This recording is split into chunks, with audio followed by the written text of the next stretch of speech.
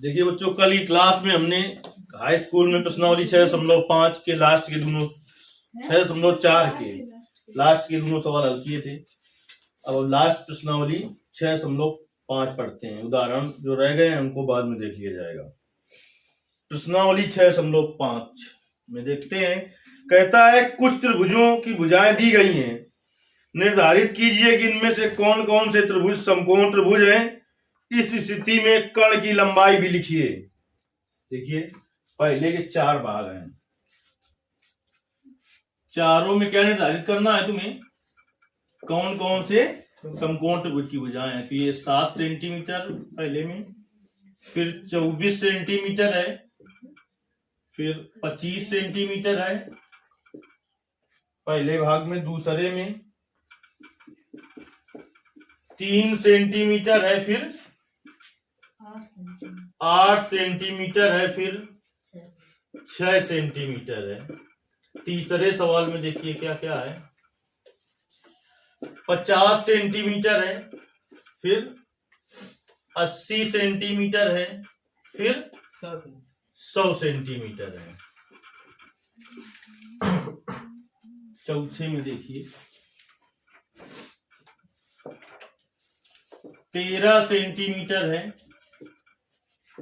12 centimetre है, 5 centimetre है। तो इस सवाल में उसने कहा है निर्धारित कीजिए इसमें कौन कौन से त्रिभुज समकोण त्रिभुज हैं। इस स्थिति में अगर समकोण त्रिभुज हो तो फिर क्या करना है, कर्ण की लंबाई भी लिखना है, बताना है। देखिए हमने तुम्हें पाइथागोरस प्रमेय पढ़ाई थी, प्रमेय हमने तुम्हें 9 बता दी है। इस चैप्टर में क्या प्रमेय है, 9 पूरी बता दी है। तो देखिए समकोण त्रिभुज जब होगा वो जब कर्ण का स्क्वायर शेष दोनों भुजाओं के वर्गों के, यानी कर्ण का जो वर्ग होगा वो शेष दोनों भुजाओं के वर्गों के योग के बराबर हो। शेष दोनों भुजाओं के वर्गों के योग के बराबर हो तो समकोण त्रिभुज होगा। अब देखिए कर्ण पहचानना हमने तुम्हें बताया था, समकोण त्रिभुज में इसकी सबसे बड़ी भुजा ही उसका कर्ण होती है। तो पहले का हल देखते हैं, इसमें सबसे बड़ी भुजा पहले ढूंढ लिया करो। हल देखिए पहले का फर्स्ट नंबर, सबसे बड़ी भुजा क्या है, 7 सेंटीमीटर है, 24 और 25। सबसे बड़ी क्या है भुजा, 25 सेंटीमीटर। तो कब ये समकोण त्रिभुज की भुजाएं होंगी, जब सबसे बड़ी भुजा का वर्ग यानी कर्ण का वर्ग से दोनों छोटी भुजाओं के वर्गों के योग के बराबर है। तो पहले सबसे बड़ी भुजा कितनी है, 25। 25 का वर्ग करिए तुरंत कितना होगा, 625। अब 7 का वर्ग और प्लस 24 का वर्ग कर लो, कितना होगा, 7 का वर्ग 49, 24 का वर्ग 576। जोड़ो इन दोनों को, 625 आएगा। तो अगर सबसे बड़ी भुजा का वर्ग शेष दोनों छोटी भुजाओं के वर्गों के योग के बराबर हो तो ये भुजाएं क्या है, भुजाएं हैं समकोण त्रिभुज की। क्योंकि सबसे बड़ी भुजा क्या होती है, कर्ण। सबसे बड़ी भुजा क्या होती है, तो तुमसे इसने क्या पूछा था, बंद कर दिया क्या, कर्ण की लंबाई भी पूछी थी। कहा था कुछ त्रिभुजों की भुजाएं दी गई हैं तो निर्धारित कीजिए कि इनमें से कौन सी भुजाएं समकोण त्रिभुज की भुजाएं हैं। देखिए लिखेंगे, चूंकि कर्ण का वर्ग शेष दोनों भुजाओं के वर्गों के योगफल के बराबर है, योगफल के बराबर है, अतः यह समकोण त्रिभुज की भुजाएं हैं। अतः यह समकोण त्रिभुज की भुजाएं हैं। जब समकोण त्रिभुज हो तो उस स्थिति में हमें क्या बताना था, कर्ण बताना था। तो कर्ण क्या हो जाएगा, सबसे बड़ी भुजा कर्ण होती है 25 हो जाएगा। समझ में आई बात। सेकंड नंबर में आते हैं, भुजाएं पहले लिख लेंगे 3, 8 और 6 सेंटीमीटर। सबसे बड़ी भुजा इसमें कौन सी है, 8। तो 8 का वर्ग करो, कितना आया, 64। अब शेष दोनों छोटी भुजाएं यानी 3 का वर्ग प्लस 6 का वर्ग, 3 का वर्ग 9, 6 का वर्ग 36, तो क्या आ गया 45। तो सबसे बड़ी भुजा का वर्ग शेष दोनों छोटी भुजाओं के वर्ग के बराबर है क्या? तो लिखेंगे चूंकि 64 डज नॉट इक्वल टू 45, चाहे ऐसा लिख दो चाहे लिख दो चूंकि कर्ण का वर्ग शेष दोनों भुजाओं के वर्गों के योग के बराबर नहीं है। ऐसी भाषा लिखनी है आपको, चूंकि कर्ण का वर्ग शेष दोनों छोटी भुजाओं के वर्गों के योग के बराबर नहीं है, अतः यह समकोण त्रिभुज की भुजाएं नहीं है। जब समकोण त्रिभुज की भुजाएं नहीं है तो फिर कर्ण भी तुम्हें नहीं बताना है। जब समकोण त्रिभुज नहीं है तो कर्ण ढूंढ लोगे क्या तुम? समझ गए बात को? चलिए तीसरे पार्ट को हल करते हैं बेटा। तीसरे पार्ट में आते हैं तो क्या है, 50 सेंटीमीटर है, 80 सेंटीमीटर है, 100 सेंटीमीटर। सबसे बड़ा क्या है 100, तो 100 का वर्ग करो, कितना हो जाएगा 10,000। इकाई दहाई सैकड़ा हजार 10,000। छोटी दोनों भुजाओं का 50 का स्क्वायर प्लस 80 का स्क्वायर, तो 50 का स्क्वायर 2,500, 80 का स्क्वायर 6,400। जोड़ो दोनों को, 0 0 5 4 9 6 2 8। ये दोनों बराबर है क्या? बराबर है क्या? तो लिखेंगे चूंकि कर्ण का वर्ग शेष दोनों छोटी भुजाओं के या शेष दोनों भुजाओं के वर्गों के योग के बराबर नहीं है, अतः यह समकोण त्रिभुज की भुजाएं नहीं है। नहीं बात समझ में आई? ये भाषा लिखनी है यहाँ पर सब में। चलिए चौथे में आते हैं। अब ये बताएंगे, एक 13 सेंटीमीटर, एक 12 सेंटीमीटर, एक 5 सेंटीमीटर। तो सबसे बड़ी भुजा कौन सी है? तो 13 का वर्ग करो, कितना होगा 13 का वर्ग 169। फिर 12 का वर्ग प्लस 5 का वर्ग, तो 12 का वर्ग 5 का वर्ग, दोनों को जोड़ो कितना आएगा 169। लिखेंगे चूंकि कर्ण का वर्ग शेष दोनों भुजाओं के वर्गों के योग के बराबर है, अतः दी गई भुजाएं समकोण त्रिभुज की भुजाएं हैं। चूंकि कर्ण का वर्ग शेष दोनों भुजाओं के वर्गों के योग के बराबर है, अतः यह समकोण त्रिभुज की भुजाएं हैं। जब समकोण त्रिभुज की भुजाएं तो कर्ण भी बताना है, तो कर्ण बराबर 13 सेंटीमीटर। आई बात समझ में कि नहीं आई? आ गई है? इसमें क्या था, सेंटीमीटर में था तो 25 सेंटीमीटर हो जाएगा। तो पहला सवाल पूरा क्लियर हुआ। बीच में भाषा लिखनी है आपको, ठीक। चलिए दूसरे सवाल में आते हैं अब हम।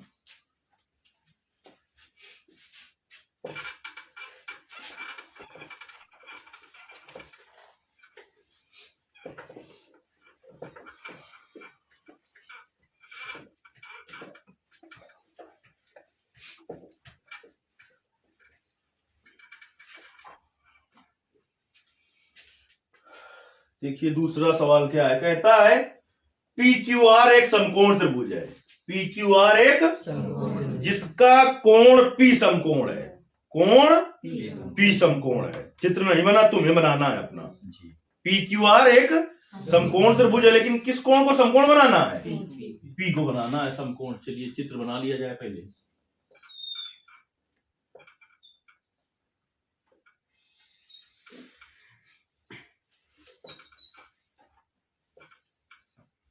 पी क्यू आर, कोई जरूरी नहीं कि पी तो यहीं से क्यू लिखे, तो पी क्यू आर ऐसे भी लिख सकते थे, ठीक।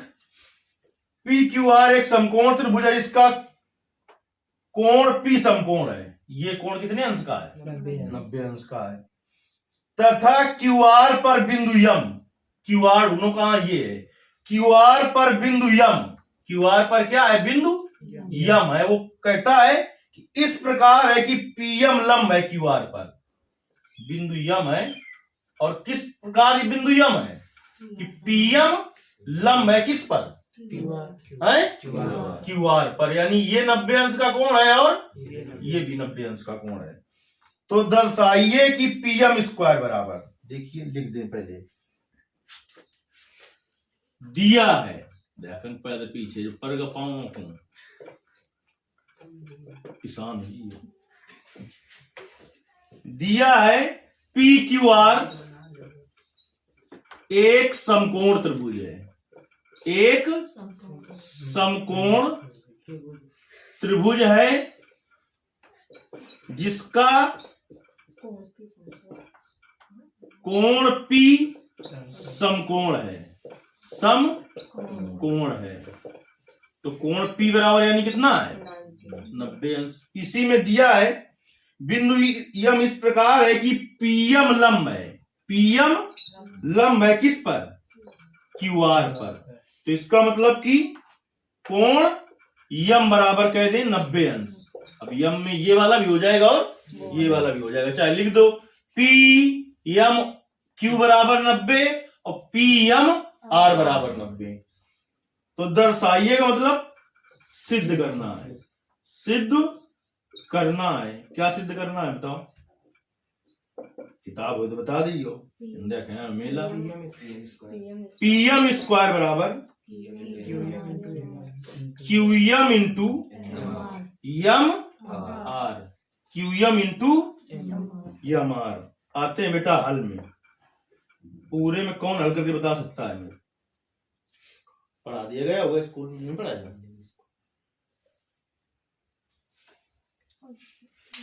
चलिए सीख लीजिए, कभी भी आपको कुछ दिक्कत नहीं होगी। इस आकृति में कितने समकोण त्रिभुज हैं? एक ये समकोण त्रिभुज है, एक ये और एक पूरा समकोण त्रिभुज था। जितने ही समकोण त्रिभुज हो आकृति में उतने ही बार पाइथागोरस प्रमेय लगा दो, आपका सिद्ध हो जाएगा। जितने ही समकोण त्रिभुज हो उतने ही बार पाइथागोरस प्रमेय लगा दो, आपका सिद्ध हो जाएगा। चलिए पहले हम आ जाते हैं समकोण त्रिभुज। देखिए चाहे हम ऐसे लिखें समकोण और फिर लिखें त्रिभुज, किसमें? PMQ में, PMQ में ऐसे लिख लें, तब भी बात वही है। नहीं हम गणित पढ़ते हैं कि मैथ पढ़ते हो,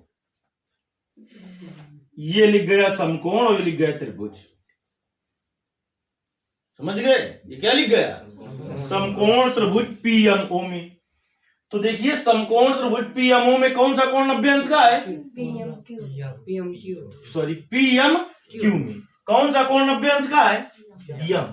तो ये 90 अंश के सामने की भुजा ही तो क्या होती है? कर्ण होती है। अगर समकोण त्रिभुज हो तो उस पर कौन सी प्रमेय लगती है? पाइथागोरस प्रमेय से लग जाती है, पाइथागोरस प्रमेय। तो समकोण त्रिभुज PMQ में पाइथागोरस प्रमेय से, पाइथागोरस प्रमेय से समकोण त्रिभुज, इस पर पाइथागोरस प्रमेय लगा देंगे आप तो क्या हो जाएगा? 90 अंश के सामने की भुजा होती है कर्ण, तो क्या आ जाएगा? PQ स्क्वायर बराबर PM square plus MQ square, समीकरण नंबर 1। अब दूसरी बार ले लीजिए समकोण त्रिभुज PMR में, समकोण त्रिभुज PMR में इस समकोण त्रिभुज, इस पर भी क्या होगा? पाइथागोरस प्रमेय में लग जाएगी, पाइथागोरस प्रमेय से। देखिए पाइथागोरस प्रमेय से क्या हो जाएगा बेटा?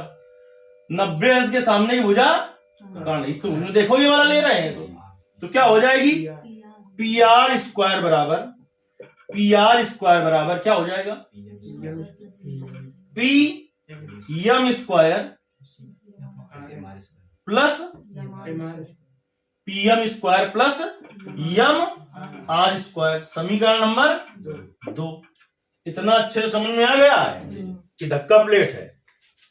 धक्का प्लेट हैगा नहीं है। चलिए हमने कहा जितने त्रिभुज हो उतने बार पाइथागोरस, जितने समकोण त्रिभुज हो उतने पाइथागोरस प्रमेय लगा दो, तो एक बच्चा समकोण त्रिभुज है भी। कौन सा? समकोण त्रिभुज RPQ में क्या होगा? समकोण त्रिभुज RPQ में 90 अंश के सामने की भुजा कर्ण होगी, तो कर्ण क्या है इसमें? RQ। तो पाइथागोरस प्रमेय इसमें भी लग जाएगी, पाइथागोरस प्रमेय से। पाइथागोरस प्रमेय क्या होती है? कर्ण का स्क्वायर। तो इस 90 अंश के सामने भुजा कर्ण है, कर्ण का स्क्वायर यानी RQ स्क्वायर बराबर आधार का स्क्वायर PQ स्क्वायर प्लस लंब का स्क्वायर यानी आर स्क्वायर, इसको डाल दें समीकरण नंबर 3। देखिए अब आते हैं, बहुत देर हो गया, सिद्ध करना जो है उसमें आते हैं। सिद्ध करने में क्या है कि पी एम स्क्वायर बराबर P Q square plus P R square, जो सिद्ध करना है उसमें कहीं पर ना आर क्यू है ना आर क्यू है ना क्या है, ना पी क्यू है ना पी आर स्क्वायर। तो देखिए पी क्यू स्क्वायर का मान समीकरण 1 से रख देंगे और पी आर स्क्वायर का मान समीकरण 2 से रख देंगे इसमें। लेकिन अभी क्या रह जाएगा, अभी क्या रह जाएगा बताओ, क्या रह गया, आपका आर क्यू रह गया। सिद्ध करने में कहीं पर आर क्यू भी नहीं है, कहीं पर आर क्यू भी नहीं है।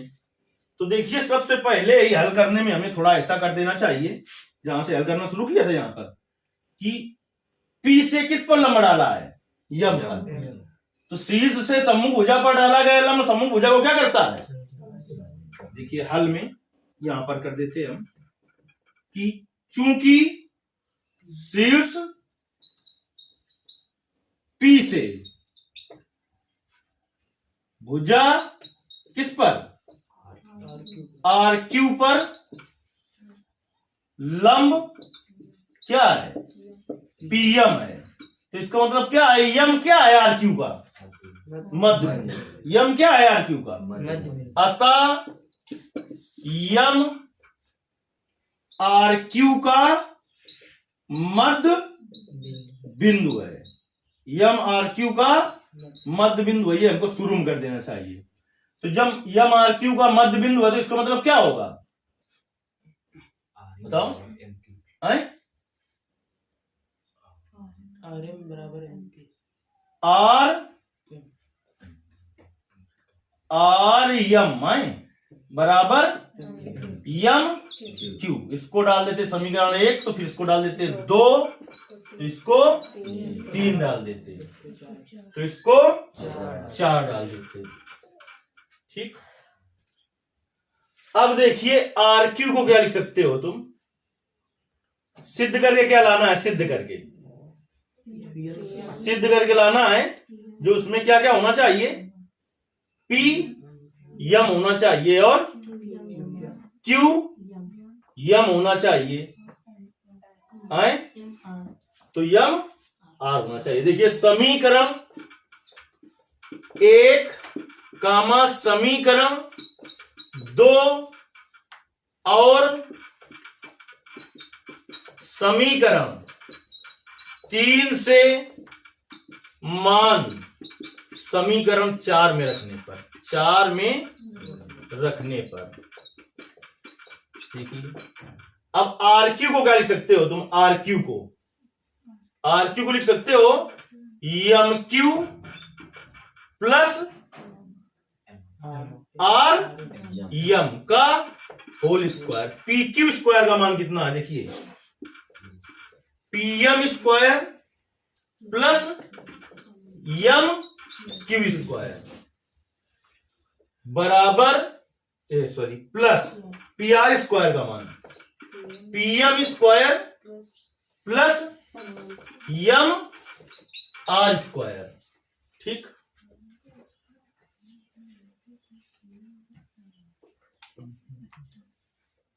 चलिए इसको अगर खोलें तो क्या आएगा,